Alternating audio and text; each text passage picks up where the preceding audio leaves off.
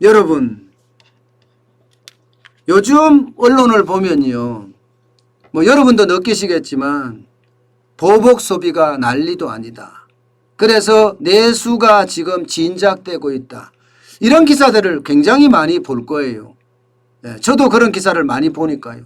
백화점의 매출이 20% 늘었다, 30% 늘었다 이러면서 정부도 여기에 동조해서 호들갑을 떨거든요. 내수가 좋아진다, 경제가 좋아진다 이런 측면으로 말입니다. 그런데 실상 지표로 보니까요. 경제 지표로 보니까 아닙니다. 지금 굉장히 어려워졌습니다. 이게 바닥 경제의 지표라고 이야기할 수 있는데요. 자영업자들이 은행에서 대출한 대출 금액입니다. 은행에서 대출한 금액이 2021년도 1분기죠. 409조 1천억 원입니다. 409조 1천억 원. 작년 12월 말 대비해보면요. 10조 5천억 원이 늘었습니다. 그러니까 3개월 만에 10조 5천억 원이 늘었다는 거예요. 전년 동기로 대비 비교해보면요. 14.4%나 증가했습니다. 14.4%.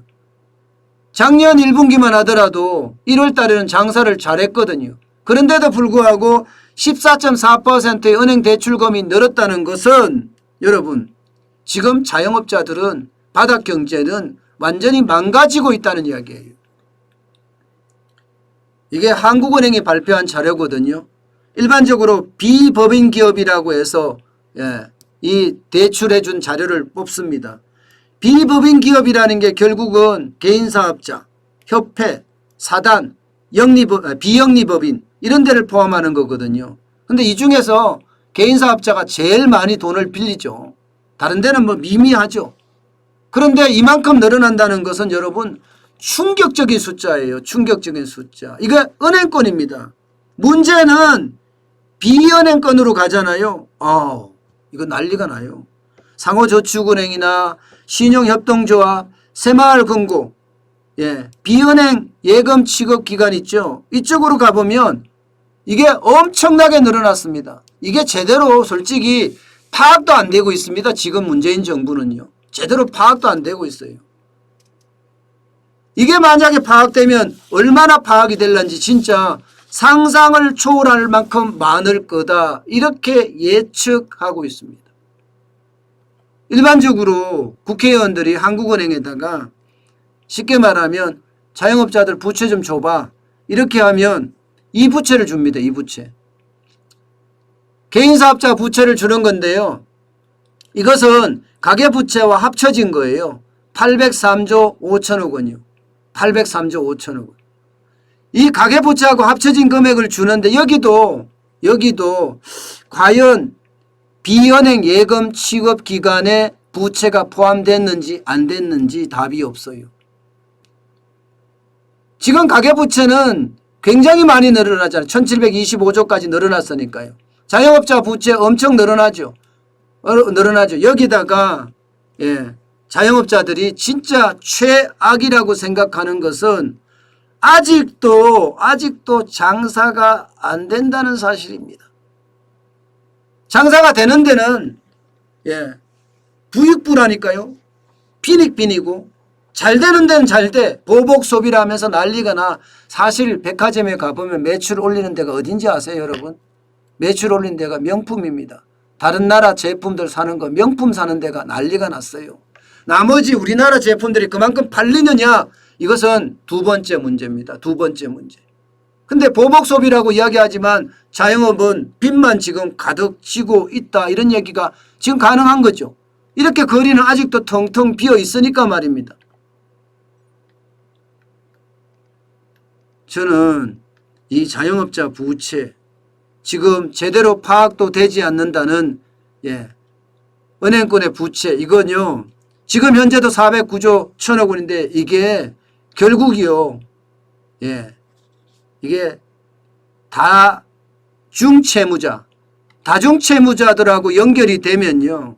이거는 진짜 망가질 가능성이 굉장히 큽니다. 여러분 보세요. 금융부채 고위험 가구입니다.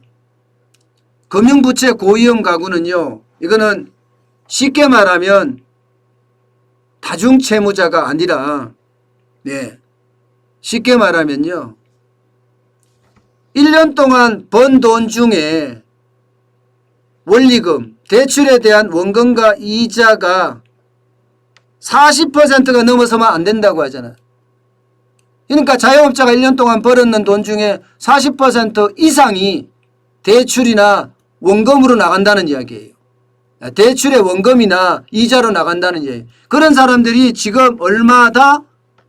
19만 2천 명. 19만 2천 명.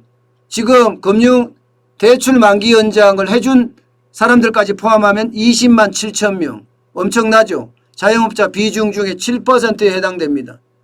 7%. 엄청납니다. 금액이요? 금액도 적지 않습니다. 금액도 77조에 해당됩니다. 거의 76조 6천억 원이에요. 76.6천억 원. 15.2% 돼요. 15.2%. 자영업자 부채 중에.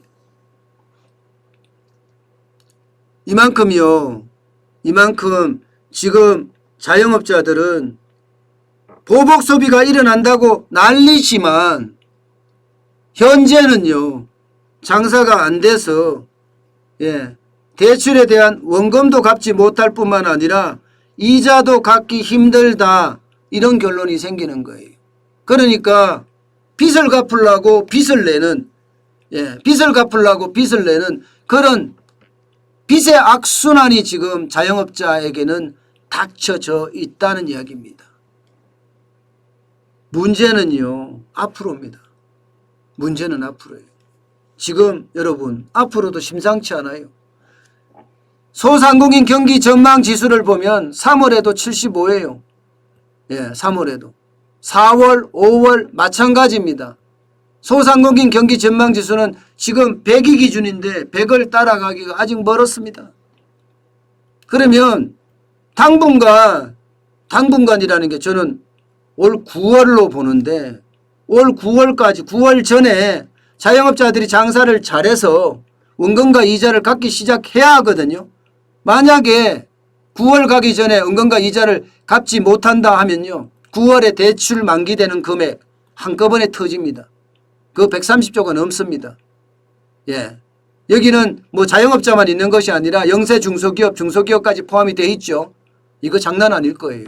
저는 그래서 9월이 결국은 그 금액 전부 다 또 연기하지 않을까 그런 생각은 하지만 생각보다가 9월 31일은 충격의 날, 대한민국의 1차 위기의 날이 아닐까 저는 싶어요. 그래서 자꾸 제가 여러분들에게도 말씀을 드리지만 그 어느 때보다 지금 필요한 것은요. 바닥 경기를 빨리 살려야 합니다.